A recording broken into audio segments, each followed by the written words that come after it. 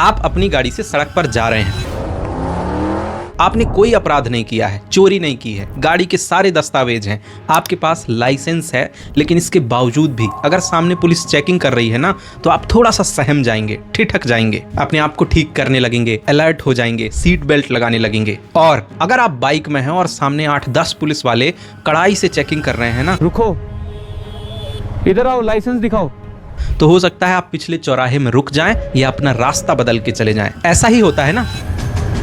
इस देश में 5 लाख से ज्यादा मोबाइल चोरी होते हैं हर साल, लेकिन रिपोर्ट कितने लोग लिखाते हैं? 15-20% लोग। वो भी रिपोर्ट सिर्फ इसलिए लिखाते हैं ताकि उनके मोबाइल का कोई गैर कानूनी इस्तेमाल ना कर ले। उनको जरा भी उम्मीद नहीं होती है कि रिपोर्ट लिखाने से मोबाइल वापस मिलेगा। ऐसा ही है ना। हमारे देश का हर व्यक्ति चाहता है कि उसे सरकारी दफ्तर में, पुलिस थाने में ना जाना पड़े। अगर मजबूरी में जाना भी पड़ता है ना, तो उसके मन में 2-3 बातें पहले से फिक्स हैं। पहला ये कि काम में देरी लगेगी, तारीख पर तारीख, तारीख पर तारीख, तारीख पर तारीख, तारीख पर तारीख मिलती रही है। दूसरा ये कि हो सकता है घूस देना पड़े, और तीसरी बात ये फिक्स है कि अगर घूस देने से भी काम नहीं बनेगा और बहुत ज्यादा देरी लगने वाली होगी तो सिफारिश लगानी पड़ेगी। यही होता है ना। अब सवाल ये है कि आखिर ऐसा होता क्यों है? क्या पुलिस और प्रशासन में काम करने वालों का मूड ही ऐसा होता है? ये कुछ ऐसी परिस्थितियां होती हैं जिनकी वजह से ये लोग ऐसे बन जाते हैं। और क्या पूरी दुनिया में पुलिस प्रशासन और आम जनता के ऐसे ही संबंध हैं? आइए ऑथेंटिक फैक्ट्स के साथ पूरे मामले को डिकोड करते हैं। देखो, सन 1600 में जब अंग्रेज भारत आए थे ना, तो पता है कैसा बिहेव करते थे? एक सेल्समैन के जैसे सबसे पोलाइटली बात करते थे, अपना बिजनेस इस्टेब्लिश करना चाहते थे, राजा महाराजा लोगों को इम्प्रेस करने में लगे रहते थे। लेकिन जैसे ही उनकी बात बन गई, कुछ साल हो गए, उन्होंने अपनी कंपनी कारखाने लगा लिए और धीरे धीरे भारत के लोगों पर शासन करना शुरू कर दिया। तब अपने अधिकारी, कर्मचारी और पुलिस कर्मियों को आदेश दे दिया कि आपको सख्ती से पेश आना है, सेलेक्टिव नहीं। पूरे देश में जहां जहां भी अंग्रेजों का शासन था, वहां की पुलिस, वहां का प्रशासन एकदम कड़ाई से जनता को डील करता था। क्यों? क्योंकि अंग्रेज चाहते थे कि भारत में कोई रिबेलियन तैयार ना हो। और ये स्ट्रेटजी अंग्रेजों के लिए बहुत सफल साबित हुई। इन्हीं खड़ूस पुलिस वाले और प्रशासनिक अधिकारियों के दम पर अंग्रेजों ने 300-350 सालों तक भारत पर कब्जा किए रखा।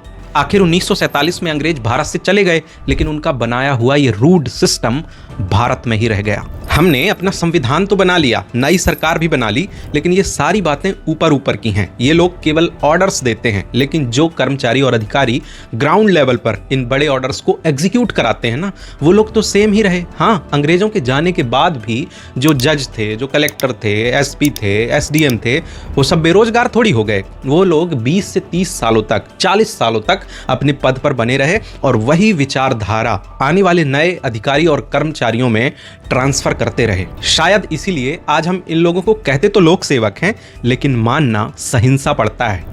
आपको पता है कलेक्टर का पद अंग्रेजों ने बनाया क्यों था? एक पूरे जिले से भू राजस्व मतलब टैक्स उगाही करने के लिए कलेक्टर का पद बनाया गया था। और अंग्रेजों के टाइम पे ये जो लॉ एंड ऑर्डर मेंटेन करने का काम है, इसके लिए एक अलग से मजिस्ट्रेट हुआ करता था। लेकिन जैसे ही देश आजाद हुआ, हमने इन दोनों पावर्स को मर्ज करके सारी शक्तियां केवल एक कुर्सी को दे दी। इसीलिए तो आज ऐसे बहुत कम लोग हैं जो उस कुर्सी पर बैठकर अपने आप को सहिंसा नहीं मानते हैं। अब आते हैं पुलिस पर। हमारे पूरे समाज ने ऐसा मान लिया है कि पुलिस के चक्कर में पड़ना बहुत खतरे की बात है। इसलिए तो लोग छोटे मोटे अपराध सह लेते हैं, पर पुलिस और कोर्ट कचहरी के चक्कर में पड़ने से बचते हैं। इन बातों के एग्जाम्पल देने की उतनी जरूरत नहीं है, क्योंकि आप खुद सब कुछ अंदर से फील कर रहे होंगे। लेकिन फिर भी अगर मैं आपको एनसीआरबी के डेटा के हिसाब से कुछ एग्जाम्पल दूं, तो पूरे भारत में एक साल में लगभग 1.5 लाख रेप होते हैं। लेकिन रिपोर्ट पता है कितने की लिखाई जाती है? केवल 30,000 केसेस की। और इस 30,000 में से भी सॉल्व कितने हो पाते हैं, उसकी तो चर्चा ही छोड़ दो, नहीं तो बहुत दुखी हो जाओगे। मोबाइल, एक साल में 5 से 6 लाख मोबाइल चोरी होते हैं, लेकिन रिपोर्ट पता है कितने की लिखाई जाती है? केवल 50 से 60,000 लोग रिपोर्ट लिखाते हैं, वो भी इस उम्मीद में बिल्कुल नहीं रहते कि मोबाइल वापस मिलेगा। ये शरीफ लोग केवल इसलिए रिपोर्ट लिखा देते हैं कि चोर इनके मोबाइल का अगर गलत इस्तेमाल करे, कोई गैर कानूनी काम इनके मोबाइल से हो, तो दोषारोपण इनके ऊपर ना किया जाए। इस डर से बचने के लिए ये लोग मोबाइल चोरी होने की रिपोर्ट लिखाते हैं। ऐसे ढेर सारे अपराध हैं जिसमें लोग पुलिस के पास जाने से डरते हैं, कतराते हैं। लेकिन क्या पूरी दुनिया के पुलिस वाले ऐसे ही होते हैं? नहीं। जापान में पुलिस वालों को कोबान कहा जाता है, जिसका मतलब होता है मित्र या प्रॉब्लम सॉल्व करने वाला साथी। जितनी आसानी से हम अपने मित्र या साथी से अपनी समस्याएं बता सकते हैं ना, वैसे ही जापान के लोग कोबान मतलब जापान की पुलिस से अपनी सारी प्रॉब्लम शेयर कर सकती हैं और फिर वो पुलिस वाले लोगों की समस्या को एक दोस्त के जैसे दूर करते हैं। और सिंगापुर में तो पुलिस को एक सर्विस प्रोवाइडर के रूप में देखा जाता है। लोगों से बदतमीजी करना या उन्हें डराना सिंगापुर में एक संगीन अपराध माना जाता है। और अगर नॉर्वे की बात करें तो वहां की पुलिस तो आम आदमी के सामने हथियार दिखाती भी नहीं है और एकदम फ्रेंडली बिहेवियर करती है ताकि वो अपने लोगों को ठीक से सर्व कर सके।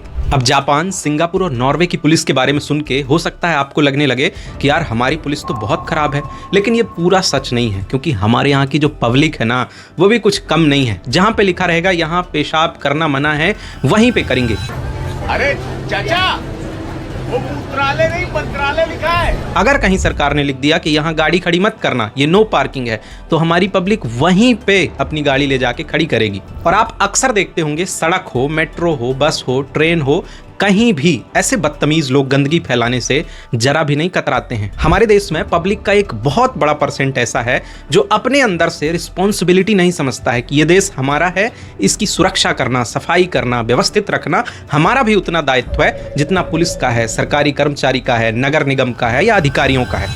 इतने महान भाव लोग पड़े हुए हैं कि गुटखा खाकर यहाँ पे थूके हुए हैं, बिल्कुल एकदम ठीक फ्रंट पे जैसे ही निकली यहाँ पे। इसलिए बहुत खुश होने की बात नहीं है, जैसी पब्लिक है वैसा ही पुलिस और प्रशासन भी है। लेकिन अब एक सवाल कि क्या ये जो कुछ जैसा है वैसा ही चलने दें, ये ठीक नहीं हो सकता है? तो दोस्तों इसके दो उपाय हैं। पहला है शिक्षा, दूसरा है ट्रेनिंग।